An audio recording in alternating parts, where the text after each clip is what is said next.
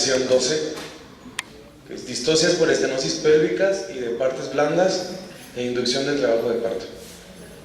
Mi nombre es Luis Eladio Vichy Flores y mi compañero Jorge Jesús Miranda Romero. A propósito de la clase, el conocimiento de la estenosis del estrecho de la pelvis superior, medial e inferior y sus combinaciones, la comprensión de las distocias de partes blandas y el entendimiento de la inducción del trabajo de parto. Los objetivos. Bueno, las distocias del canal pelvigenital es la perturbación del mecanismo de parto cuando se ve alterada o modificada el tamaño, la forma o la inclinación del canal óseo o del canal blando. Creo que es claro que la pelvis ósea está componida por los huesos que forman la pelvis y la pelvis blanda por todo el tejido que está insertado y que rodea la pelvis ósea. ¿Por qué no compran un tripié? Las distocias del canal pelvigenital se dividen en las distocias óseas y las distocias blandas. Es importante recalcar que una desproporción del canal pélvico en relación con el feto puede condicionar a una distocia de partes blandas y partes óseas, pero no necesariamente que esté modificado el canal o que la alteración se vea en el canal, sino que más bien puede ser una desproporción cefalopélvica la que esté dando la distocia.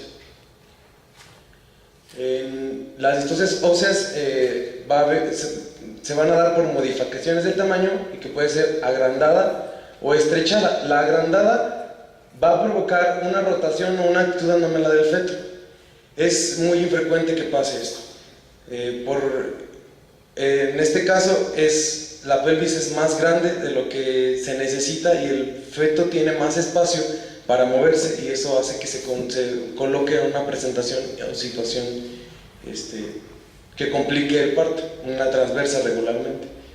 Y la estrechada, que es esta, es la que va a condicionar una distocia y es la más frecuente. Y va a provocar la incapacidad del descenso del feto. Dentro de las modificaciones de la forma vamos a tener dos, la funcional y la anatómica. Vamos a ver aquí las funcionales primero. Una distocia funcional se puede presentar al principio del canal, durante todo el trayecto y progresivamente mientras va descendiendo el feto. Al principio del canal lógicamente se va a presentar en el estrecho superior de la pelvis ósea y se le va a llamar una pelvis anillada. Durante todo el trayecto, si la distocia es por todo el trayecto de la pelvis ósea, los tres estrechos se van a ver involucrados y la pelvis se va a llamar una pelvis canaliculada. Y si es progresivamente mayor, se le va a llamar pelvis infundibuliforme porque se presenta como un embudo y se van a ver implicados el estrecho medio y el estrecho inferior. De las distocias óseas, por modificaciones anatómicas va a haber las deformaciones simétricas y las deformaciones asimétricas. Las deformaciones simétricas se definen como la modificación de la forma de una hemipelvis y va acompañada simultáneamente de la otra. Pueden ser de estrecho medio, de estrecho superior y de inferior. Del estrecho superior, la primera que vamos a ver es la pelvis plana pura, donde hay una disminución del diámetro AP promontotubiano antero-posterior acerca del pubis y el promontorio. El diámetro transverso se mantiene igual o aumentado y esta es la más común, la frecuencia del 60%. Se va a presentar funcionalmente como una pelvis anillada y corresponde a la pelvis platipeloide de la clasificación de Kolbe. La segunda es la pelvis generalmente estrechada, donde hay una disminución armónica de todos los diámetros o justo minor. Esta se presenta en pacientes de baja estatura. Yo creo que les ha tocado ver muchas pacientes de este tipo, que son pacientes menores de edad y con escaso desarrollo esquelético. El libro marca una frecuencia del 10%, pero yo creo que aquí en México es mucho mayor. Se va a presentar funcionalmente como una pelvis canaliculada y corresponde al tipo androide de la clasificación de Calvin.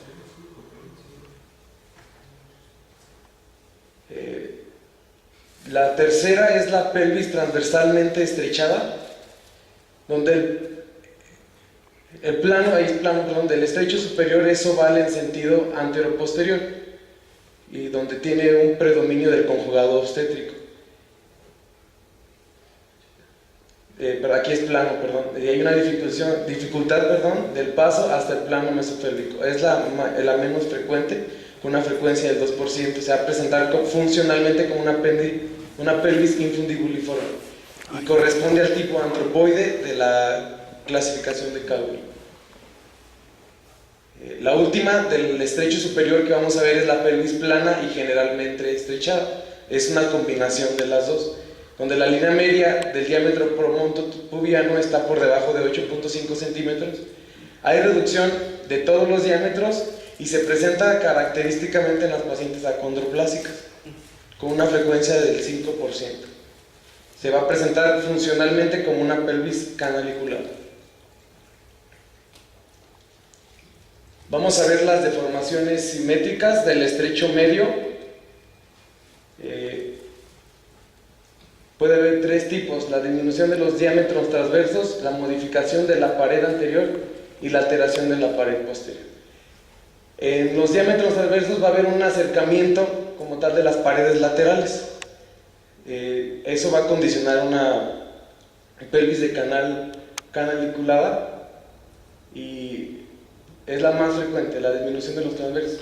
Después de ahí sigue la modificación de la pared anterior, donde son pacientes regularmente obesas que tienen un grosor o una inclinación del pubis mayor de lo que es funcional. Y la alteración de la pared posterior es una pérdida de la incurvación normal del sacro. Se presenta en pacientes que son muy altas y que la sacralización se da hasta S5. Hay una protrusión de las articulaciones vertebrales en esta y es lo que condiciona la distosia del estrecho medio de la pared posterior. Luego del estrecho inferior vamos a tener solo dos tipos: la alteración del triángulo anterior y la alteración del triángulo posterior. La del triángulo anterior, hay una disminución del diámetro bisquiático y de la ojiva subpubiana, y de la alteración del posterior hay un coxis en anzuelo, el cual va a intervenir o va a obstruir el paso al final del canal del parto óseo, y hay una proyección hacia arriba y adelante de la punta del sacro. Bueno, la etiología de las distocias óseas principalmente es el raquitismo. Le siguen las congénitas y la luxación bilateral de cadera y la tuberculosis. En México se muestra que la segunda es por enfermedad de Pott, que hay una alteración de la columna vertebral y lo que condiciona que las modificaciones óseas se vean en las pacientes con tuberculosis. Se van a clasificar en 4 grados la estrechez del canal del parto óseo. El grado 1, cuando es mayor de 9.5 centímetros, mayor o igual. El grado 2, de 8 a 9.5 centímetros. El grado 3, de 6 a 8 centímetros. Y el grado 4, menor de 6 centímetros. Esto marca Schwartz de obstetricia, pero Williams las clasifica solo en dos: en pelvis viables y pelvis no viables. La pelvis viable es el promontorio mínimo hasta 8 centímetros, o sea, es mayor que 8 centímetros, y las pelvis no viables, este mismo diámetro, pero es menor de 8 centímetros. En las pelvis no viables, Williams indica cesárea y no se espera la vigilancia de que se pueda hacer un parto por vía vaginal. Como vieron, las modificaciones óseas o las distocias óseas corresponden a muchas de las clasificaciones de Caldwell. Por lo tanto, no siempre se va a ver impedida la progresión del trabajo de parto por vía vaginal. Siempre se debe tener una valoración íntegra del tamaño del feto y de la adecuada dinámica uterina, porque podemos decir que hay una distosia ósea, pero en realidad lo que está pasando es que no hay una buena dinámica uterina o el feto es macrosómico. Y se va a dar una guianza en relación a cómo se presenta la distosia ósea en caso de que se presente. Con la sutura sagital del feto se va a buscar que en una distosia ósea plana la sutura sagital quede en paralelo hacia el diámetro transverso de la pelvis, en una estrechada oblicuamente y una transversalmente estrechada en el AP. No sé si han visto la maniobra de rotación, que es la que hacen cuando se presentan estas tres distocias óseas, y cuando son evidentes, no siempre lo son. La aminoración son las modificaciones que se van a ver en la pelvis ósea en caso de que exista una luxación o en las partes blandas y en la cabeza del feto. Es el intenso modelado y cabalgamiento de los huesos craneales gracias a las suturas y fontanelas, y la modificación de la actitud en un intento de sustituir los diámetros cefálicos y adaptarlos a una nueva situación. Eso es la aminoración, que involucra en un 80% al feto. Las deformaciones asimétricas se definen cuando un diámetro oblicuo de la pelvis ósea es más corto que el otro. Hay una diferencia mayor en estos diámetros a 1 centímetro. Las causas de las asimétricas son congénitas principalmente, atrofia del alcrón sacro y una adquirida. El libro marca las congénitas como las más frecuentes, pero yo creo que aquí hay que guiarnos. Eso no lo revisé, pero yo opino que las escoliosis, las luxaciones y las parálisis infantiles y la coxálgica, que son pacientes que simplemente refieren dolor de tipo psicógeno, son más comunes. El grado de estrechez se va a ver por la disminución de la distancia sacrocotiloidea menor de 9 centímetros. Y el grado se da por cada centímetro de disminución.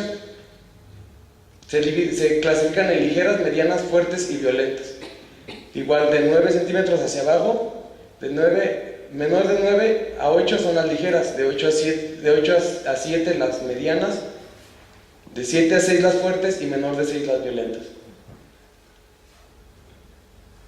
En este caso el mecanismo de parto se va a modificar igual la sutura sagital en orientación al oblicuo más largo en las ligeras.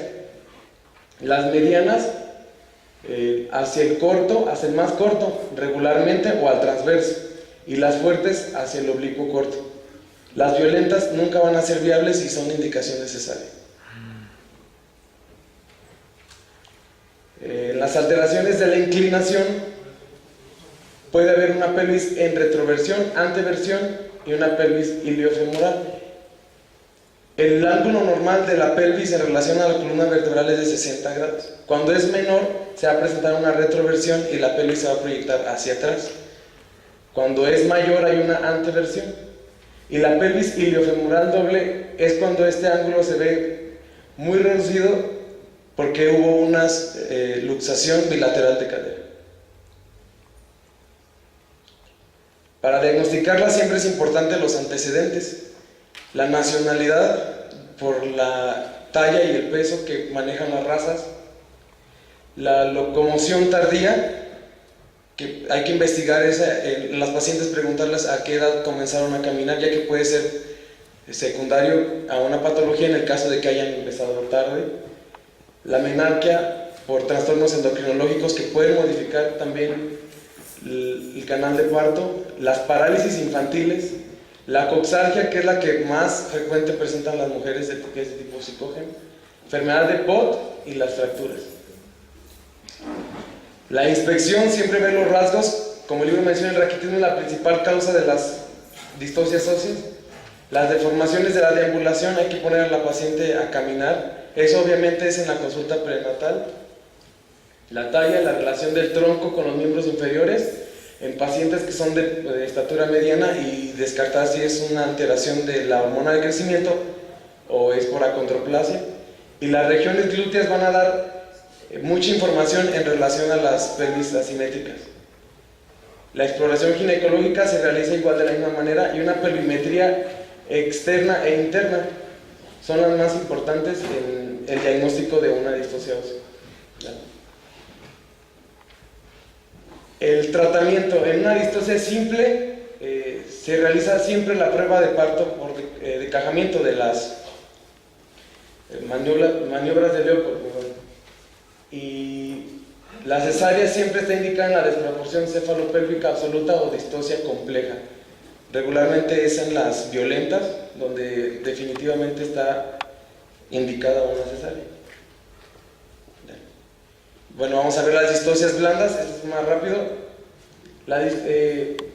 La principal es la distosia cervical, que puede ser se dividen en dos, en funcionales y anatómicas. Las funcionales son las que vimos la clase pasada, cuando están motivadas por anomalías contráctiles del útero. Y las anatómicas pueden ser de tres tipos. Puede ser una aglutinación del cuello, edema de cuello o rigidez de cuello. La aglutinación, la mayoría de las veces, es debida a un proceso infeccioso, en el cual las membranas o el feto están adheridas al cuello y no es probable que haya un descenso funcional. El tratamiento de esta es realizar una amniotomía, preferentemente de tipo Romo, porque puede que sea un proceso infeccioso y causar complicaciones. El edema de cuello puede ser un alargamiento edematoso que implica a todo el cuello, y un edema poliforme unilateral de Rouvier, que solo implica el labio anterior del cuello cervical. Ambos se deben a un exceso en la exploración ginecológica o un proceso de parto retardado, en el cual el feto ha estado encajado por mucho tiempo. Y la rigidez del cuello puede ser cicatricial o tumoral. La cicatrizal se debe a procesos de desgarros previos o suturas en partos anteriores, y el tumoral, como lo dice, a un proceso neoplásico que esté obstruyendo el cuello, y eso hace que no haya una dilatación adecuada y ni un borramiento adecuado. Otro tipo de distocias blandas es el obstáculo vaginoperineal, que puede ser por anomalías del desarrollo, una atresia congénita que regularmente no se ven hasta el embarazo, se diagnostican antes, y tabiques longitudinales o transversales en la vagina, que provocan que no se dé un descenso. Esta es otra causa psicógena de un obstáculo vaginoperineal, en el que la paciente refiere, se nombra vaginismo, y es un dolor intenso que regularmente es de tipo psicógeno. Solamente hay que tratar a la paciente de que es dolor y va a mejorar en cuanto su bebé nazca. La estrechez cicatricial, igual como las del cuello, se deben a una episiotrafia o reparación de desgarro. Un tumor puede estar obstaculizando el canal vaginoperineal, y una distosia de periné, en las cuales es incapaz que se lleve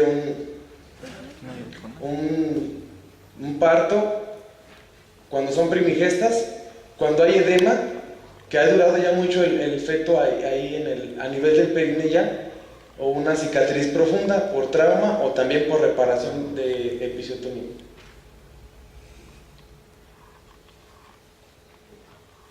Las siguientes son distocias por tumores previos. La principal que se va a observar por un tumor previo es el tumor uterino, y son los fibromiomas de tipo submucoso, pediculados, que pueden hacer una protrusión hacia la vagina. De origen anexial, el principal es el quiste luténico de ovario, le siguen los adenomas y los quistes dermoides, igual, que son pediculados y pueden llegar hasta el canal vaginal. Los tumores extragenitales, el principal es el osteosarcoma, y le siguen el cáncer de recto y de riñón. También puede presentarse o simular un tumor previo, algo que no es un tumor y solamente esté dando un efecto de masa, que puede ser un riñón ectópico pelviano congénito o retención estercoral, un besoar a nivel del recto que esté obstruyendo el canal vaginal. El tratamiento de las blandas siempre va a ser una valoración del parto vaginal íntegra, ya que regularmente siempre se puede manejar una distocia blanda y se puede dar a un parto vaginal. La única indicación de cesárea es cuando haya sufrimiento materno fetal, y se debe pasar la cesárea cuando la paciente o el feto ponen en riesgo la vida porque ya duró mucho el trabajo de parto, y pues se indica cesárea.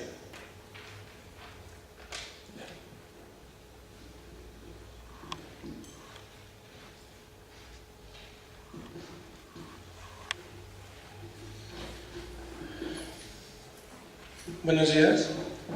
Vamos a hablar un poquito de inducción al parto.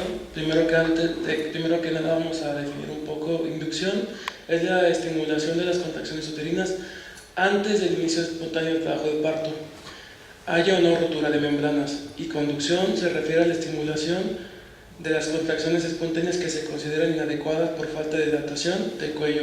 Es decir, inducción es antes de las contracciones y conducción cuando las contracciones ya están presentes.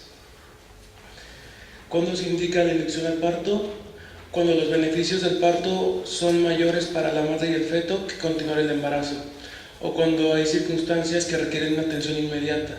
Entre estas, pues hay una rotura de membranas con corioamnionitis, preeclampsia grave, sufrimiento fetal, un estado desalentador de la frecuencia cardíaca fetal, embarazo postérmino o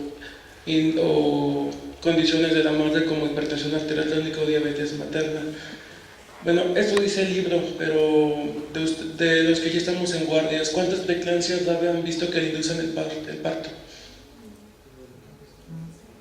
Se meten a cesárea, ¿no? Igual, un estado desalentador de frecuencia cardíaca fetal, me suena lógico, o sea, le vas a poner a inducir el parto 6-8 horas a un feto que está sufriendo. Bueno, la que sigue, Pichis. Bueno, contraindicaciones. En Williams lo divide como dos factores, fetales y maternos. Factores fetales, que haya una matrosomía, gestación múltiple, una hidrocefalia intensa, que haya presentaciones anómalas o el estado fetal desalentador, el sufrimiento fetal. Pero en la diapositiva anterior dice que es una indicación, o sea, el mismo Williams se contradice. Factores maternos, inducción uterina previa, estrechez pélvica, por distorsión anatómica, una presentación anómala o circunstancias especiales. En Williams igual nos mencionan como circunstancias especiales cáncer cervicuterino, infección por virus de herpes activa o por virus de papiloma humano, aunque también esto es como muy ambiguo porque no lo explica bien y no encontré bibliografía que lo apoyara así tal cual. Bueno, inducir un parto va a tener sus riesgos. El primero y el más importante es que el producto nazca por cesárea por complicaciones de la inducción, la corioamnionitis y la doneuterina. Este riesgo de nacimiento por cesárea, hay factores que lo predisponen, como por ejemplo una mujer nulípara va a estar en un mayor riesgo de 2 a 3 veces de que la inducción termine en una cesárea. Igualmente hay una clasificación llamada de Bishop, más adelante se las presento, pero de una vez quede claro que entre mayor sea la calificación de Bishop, va a ser menor el riesgo de que termine en cesárea la inducción. Igualmente, Meroer, hay un artículo de 2005 que dice que la maduración del cuello uterino no disminuye el riesgo de cesárea. Eso también lo voy a aclarar un poquito más adelante. Y por último, una comparación. En una mujer nulípara con un embarazo posttérmino mayor de 41 semanas de gestación y que el producto no está bien encajado, o sea que el vértice no está bien, el bebé viene con una posición anómala, llega a tener un riesgo comparado con una persona a la que no se le ha inducido el parto e inicia espontáneamente hasta de 12 veces mayor de terminar en cesárea. Todavía no me chis. Bueno, la corioamnionitis, es la infección del líquido amniótico y de las membranas. Una mujer a la que se le induce el parto está hasta en 3 veces mayor el riesgo de tener una infección. Esto es debido a que cuando le inducen el parto hay que estar haciendo tactos y revisión. Así que pues de ahí viene la fuente de la infección. Y por último la atonía. Se dice que una atonía uterina secuela de una inducción causa hasta 1/3 de las cesáreas con histerectomía. Se dice que con inducción, 1 de cada 200 cesáreas, esto es en la literatura, va a terminar con una histerectomía con atonía, por atonía. Y las personas que no tienen la inducción es de 1 en 1600, o sea, el riesgo es increíblemente mayor. Y de todas estas cesáreas de todas estas histerectomías por la atonía, terminan el 41% fue en la primera cesárea en la mujer, haya o no tenido un parto previo. La inducción electiva del trabajo de parto, o sea, la paciente dice yo quiero que me induzcan el parto ya. Es cada vez más frecuente, hasta 1/4 de los partos ya tienen inducción por elección, sea del paciente o del médico, según el Colegio de Ginecología y Obstetricia americano de Estados Unidos. Y sin embargo no lo respalda el mismo colegio. Eso lo dice desde 1999. ¿Por qué? Porque hay una incidencia alta de complicaciones para la madre y es un riesgo innecesario tanto para la madre y el feto, en especial si estamos en una gestación antes de las 39 semanas. Y esto es por el aumento en la duración de la fase latente del parto. Un pequeño mapa mental sobre la maduración del cuello uterino previo a la inducción. Bueno, la maduración del cuello, se dice que madurar el cuello uterino va a darnos un mejor pronóstico de la inducción.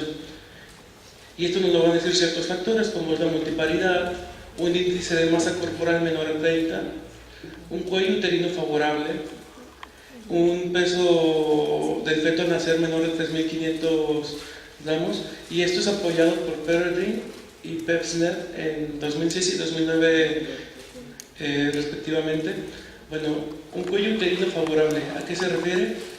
A que el cuello tenga una dilatación mayor de 2 centímetros, que tenga 80% de borramiento, que ya haya reblandecido, que esté en una posición intermedia el cuello uterino y que el encajamiento sea el adecuado. En la parte de abajo está la escala de Bishop que les comenté hace rato. Como pueden ver, ahí están los puntajes. Todo esto de dilatación de 2 centímetros, borramiento de 80%, si lo buscamos en la clasificación nos va a dar cierto puntaje y si lo sumamos nos va a dar una calificación de 9. Se dice que una calificación de Bishop mayor de 9 tiene una muy alta posibilidad de que sea una inducción positiva, ¿sí? O sea, que no haya complicaciones. Y como les había dicho, entre más baja sea la puntuación de Bishop, más alto es el riesgo de que haya complicaciones o la inducción sea fallida. Para inducir la maduración del cuello uterino, hay medidas farmacológicas y medidas mecánicas. Una de las medidas farmacológicas, y pienso que la mejor descrita, es la prostaglandina E2 o la dinoprostona. Este fármaco viene en 2 presentaciones. Una es con una jeringa con gel, con un aplicador, está como la figurita, es más o menos esa la forma, donde se aplican 0.5 miligramos de dinoprostona intracervical cada 6 horas. Y la otra presentación es un dispositivo intravaginal, una oblea, así lo menciona, que es una tabletita muy delgada de dinoprostona dentro de un estuche como de tela que se introduce dentro del cervix y tiene una como cuerdita con la que se puede retirar rápidamente. Eso tiene sus ventajas, porque si empezamos a tener efectos secundarios con la aplicación del dispositivo, simplemente jalas y se retira. Ahora, el dispositivo tiene sus desventajas. Por ejemplo, la paciente tiene que estar acostada cuando se le pone y se tiene que quedar acostada mientras lo tenga puesto. Sin embargo, se ha mostrado que esto tiene sus beneficios, ya que se ha demostrado que combinado con oxitocina disminuye entre 5 y 7 horas el tiempo de inducción parto, comparado con la oxitocina sola. Bueno, les mencioné los efectos secundarios. Los principales son una taquicistolia, una hipotonía o una hiperactividad uterina. Como les dije, con la jeringa pues no puedes retirar el fármaco inmediatamente, pero con el dispositivo intravaginal, con la oblea, sí lo puedes hacer de una manera más rápida. Otra medida farmacológica son las prostaglandinas, pero la E1, el misoprostol. El misoprostol es un fármaco que se usa para el tratamiento y la prevención de úlcera péptica, y vienen tabletas que se pueden tomar por vía oral, ya sea de 100 o 200 picogramos. Aquí en México solo hay de 100. Bueno, se dice que eso es extraoficial porque este fármaco misoprostol se ha usado en la clandestinidad para abortar, y pues si se usa para un aborto tiene sentido que se use para inducir el parto, ¿no? Se puede usar por la misma tableta, ya sea por vía vaginal o por vía oral. Por vía vaginal se toma la tableta, se parte en 4 o a la mitad y se introduce así por vía vaginal. Y por vía oral se usa una tableta cada 4 horas. Esto también se ha demostrado que tiene su cierto beneficio y que llega a ser igual de efectiva que la oxitocina sola o con la misma dinoprostona. Sin embargo, como el gel de la dinoprostona tiene una colateralidad que no se puede retirar rápidamente en caso de un efecto adverso. Otro que nos menciona Williams son los donadores de óxido nítrico. Esto se basa en que en algunas investigaciones se ha demostrado, se ha dado a pensar que el óxido nítrico puede ser un marcador de la maduración uterina, dado que sus niveles aumentan con las contracciones y con la gestacional. Así que se ha pensado que ciertos fármacos como el mononitrato de isosorbida o el trinitrato de glicerilo puedan inducir una maduración del cuello uterino. Esto es porque su mecanismo de acción es que activan a COX-2 del cuello uterino y dice que induce un rearreglo y una maduración del mismo cuello uterino. Así que, pero esto no está todavía muy bien descrito y no se usa tanto en la práctica, ni siquiera, nomás es como por mencionárselos. Las medidas mecánicas, esto pues, es como más, usan ciertos aparatos para inducir la maduración. Por ejemplo, la sonda transcervical, se dice que se usa una sonda Foley de 26 francios, y se introduce por el orificio interior del uterino.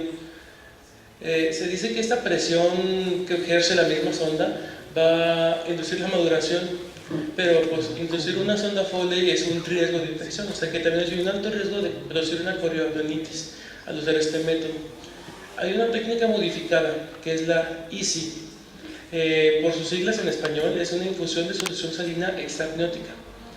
En esta solución lo que hace es ejercer una mayor presión y como que despega las membranas con el agua, además de que en este método se puede infundir por ahí mismo lo que es la dinoprostona, las prostaglandinas, y se ha descrito que en combinación con la oxitocina disminuye el tiempo de inducción parto hasta en 22 horas. Y dependiendo del estudio, es igual o más efectivo que las técnicas farmacológicas. Otra medida mecánica son los dilatadores higroscópicos. Estos dilatadores, ¿cómo explicárselos? Es como un tubito que se introduce y absorbe el líquido y se va hinchando. Y con esto, pues despega membranas, induce maduración. Esto se usa para, estos dilatadores originalmente se diseñaron como un procedimiento para producir un aborto en el primer trimestre, y es el mismo procedimiento para producir la maduración del cuello uterino. No hay estudios que lo relacionen con corioamnionitis, pero no es porque no la produzca, sino porque no se han hecho sus estudios. Su mayor ventaja es que se dice que son seguros, relativamente seguros, no son caros y son muy fáciles de poner y quitar. pero sin embargo no ha demostrado un beneficio contra la oxitocina, que es como el estándar de oro para comparar esto. Otro es el despegamiento de membranas. Esto es algo que se usa desde hace muchísimos años, es como lo más sencillo. No sé si lo hayan visto, se introduce, cuando haces el tacto, se introduce el dedo por el orificio interior del útero y después hace como un tipo de donita y se despegan las membranas. Esto induce el parto y se dice que esto disminuye drásticamente la incidencia de un embarazo post-término, y se dice que hasta 2/3 partes de las mujeres a las que se les hace esto, en las siguientes 72 horas ya hicieron labor. Esto es debido a que cuando haces la donita, nos va a producir un abombamiento, lo que va a precipitar el descenso y la presión, el descenso fetal y la presión que ejerce el feto contra el orificio. No aumenta la incidencia ni de rotura de membranas, ni de coriolonitis, ni de hemorragia obstétrica. Así que pues suena como muy benigno esto, pero pues, o sea, depende de la técnica y de quién lo haga. Y sé que no es tan efectiva y no se debería realizar en embarazos mayores a 42 semanas de gestación. Eso es porque el feto ya está comprometido. Bueno, ahora la oxitocina es como el estándar. La oxitocina es una hormona polipéptica sintética. Fue la primera hormona polipeptídica que se sintetizó, a tal grado que al que sintetizó, descubrió, hizo esto, le dieron el Nobel en 1955, el Nobel de Química. Su acción es idéntica a la oxitocina endógena. Estimula las células de los músculos lisos del útero y aumenta la permeabilidad de los canales de sodio, produciendo contracciones rítmicas cuya frecuencia e intensidad depende de la cantidad de receptores de oxitocina que hay en la fibra muscular. Esto pues es un reflejo de la edad gestacional. Es muy útil porque en cuanto se infunde, entre 3 y 5 minutos ya inició su acción.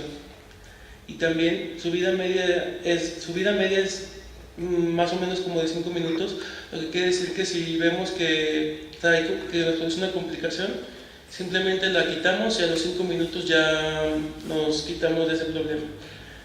Aquí la presentación es en ampolletas. El Williams lo decía que era de 1 mililitro y que tenían 10 unidades internacionales, pero lo busqué un poquito más y aquí tenemos de 0.5 y que vienen con 5 unidades, eso es la mitad.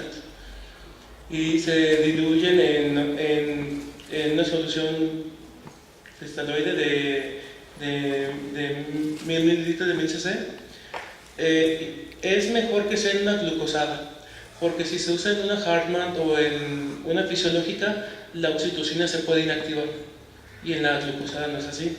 Y se va a infundir por una bomba y en una concentración aproximada entre 10 y 20 miliunidades. Es hasta 20 porque después nos puede traer complicaciones. Y se va a administrar en una dosis respuesta. Ahorita lo explico un poquito mejor. Hay como 2 programas para la inducción con oxitocina. En el Williams, en lo que es el método del Hospital Parkland y de la Universidad de Alabama. El Hospital de Parkland nos habla de dosis bajas y un aumento progresivo de la dosis dependiendo de la respuesta de la paciente. Y la Universidad de Alabama dice que no, que hay que infundir grandes dosis y dejárselo un largo tiempo y si no le pasó nada, subirle la dosis. Y si le dan efectos secundarios, hay que suspenderlo y volver a iniciar con la mitad del aumento de la dosis que le hemos dado. Pero bueno, esto es lo que dicen los libros. ¿Qué hacemos en México? Cámara de diapositiva.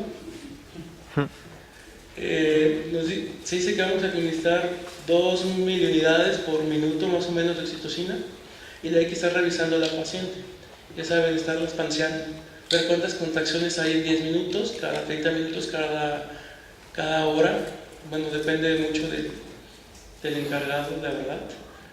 Y hay que ir modificando la dosis según la respuesta de la paciente y repetir esto hasta que entre la paciente en su fase activa del trabajo de parto.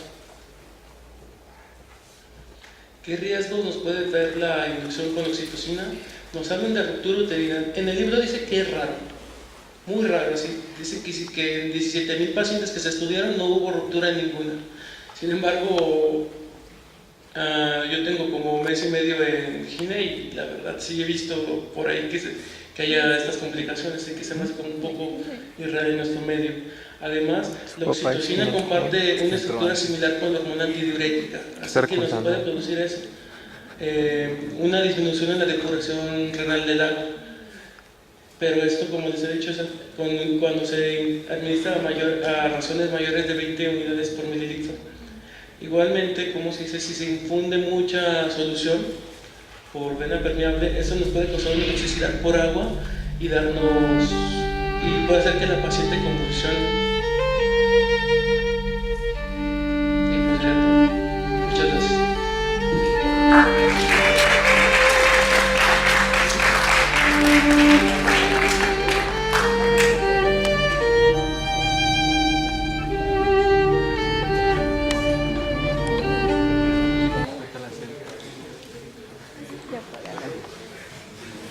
¿Cómo se paga?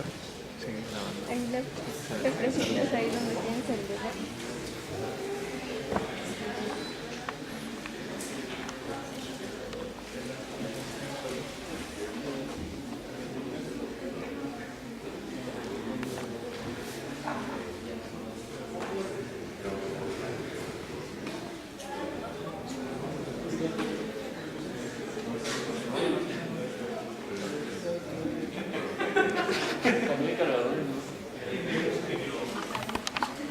Está acá.